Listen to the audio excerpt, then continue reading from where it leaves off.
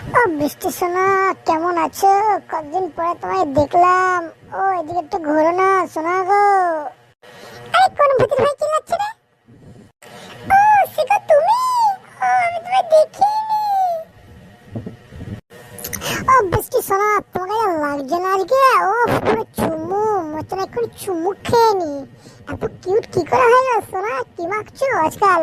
মুখে মাইক্রিম মাখছো নাকি গো? হ্যাঁ রে সেগো, তোর দাদু রোজ রাত্রিবেলা আসে আর আমাকে মাইক্রিম বার করে দিয়েছে, আমি মাখি রে। শালা সেগো, কি বললাম না? বাল একখানা। অবশ্যই শোনো, তুমি রেগে যাচ্ছ কেন শোনা?